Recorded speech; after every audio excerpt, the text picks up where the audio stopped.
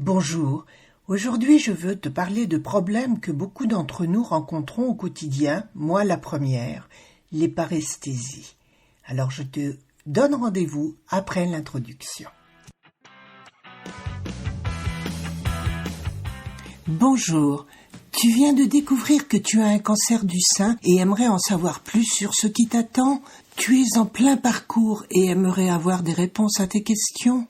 Tu aides quelqu'un et ne comprends pas vraiment ce que la personne que tu accompagnes vit réellement?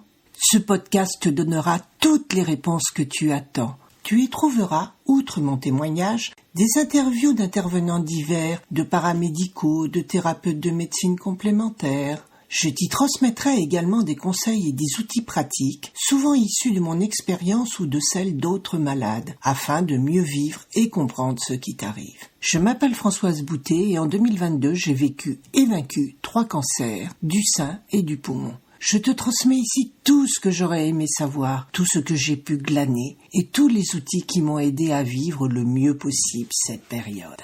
Alors, si autour de toi tu connais quelqu'un atteint de cette maladie, n'hésite pas à lui parler de mon podcast ou à lui transmettre directement le lien de celui-ci.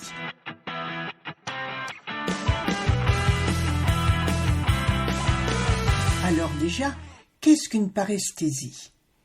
Une paresthésie est un trouble du sens du toucher, surtout non douloureux, qui fait que l'on ressent des picotements, des engourdissements, ce genre de sensations. Et je précise bien non douloureux, ce qui est le cas des douleurs neuropathiques, qui, elles, interviennent souvent après une opération, lorsque des nerfs sont lésés ou touchés, ou lorsque l'on suit une chimiothérapie anticancéreuse. Alors ça peut être la chimiothérapie classique, mais également l'hormonothérapie, qui ont une action neurologique. Et là, on a mal. Malheureusement, j'ai eu droit à ces 2 types d'affections, plus ou moins douloureuses. La première fois que j'ai senti des paresthésies, ça a été après ma thoracotomie. Donc je vous rappelle que j'ai une cicatrice d'une 20aine de centimètres dans le dos et qu'on m'a écarté les côtes, je dis toujours comme un poulet, pour aller chercher la tumeur qui était mal placée dans le poumon et m'enlever par là même un lobe. Ensuite, quand tout a été cicatrisé, j'avais des problèmes de sensation. Lorsque mon mari me caressait le dos, je ne savais pas vraiment si c'était douloureux ou agréable. Voilà le type de sensation que l'on peut avoir également. Et j'ai eu la chance de trouver toute seule la parade, puisque j'avais acheté un gant un peu scratchant, je dis un peu comme une loofah, pour me frotter la peau sous la douche, qui contenait un fil avec des petites particules de plastique légèrement abrasives. Je l'ai essayé et, ô miracle, le fait de sentir cette sensation de grattement très doux a suffi pour recalibrer mes sensations.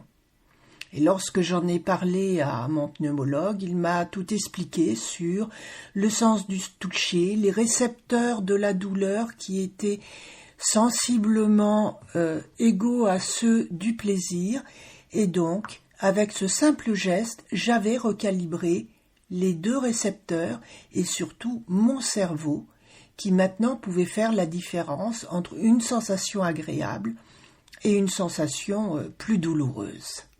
Le second type de paresthésie est arrivé il y a peu de temps. Lorsque je me réveillais le matin, j'avais les mains non seulement engourdies, mais surtout pleines de fourmillements, non douloureux, mais très très désagréables. J'avais l'impression d'avoir un troupeau de fourmis dans les mains.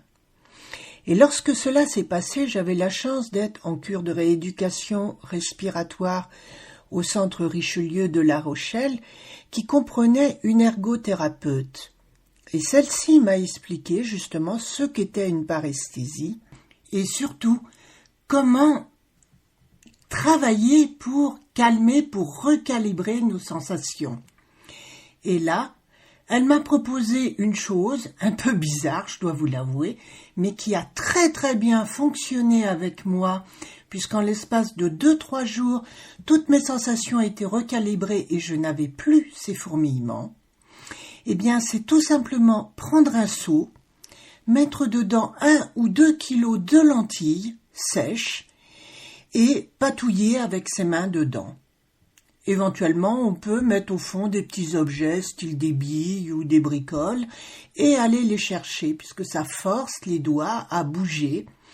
Et tous ces stimuli provoqués par le frottement des coques très très lisses, très très douces des lentilles, peuvent suffire et m'ont suffi à calmer et à enlever toutes ces paresthésies.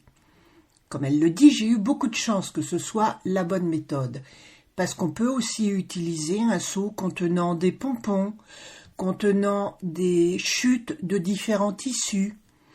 Elle m'expliquait même qu'un de ses patients avait trouvé la solution en touchant des morceaux de carton, parce que c'était vraiment la sensation qui lui convenait.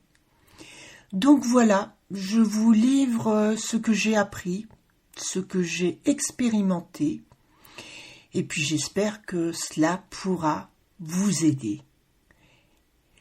Et je vous dis à bientôt pour un nouvel épisode de Salade de crabe, dans lequel vous rencontrerez Candice Politis, une sœur de combat, une sœur de cancer, qui est très résiliente et qui en a fait un merveilleux ouvrage. Alors, à bientôt!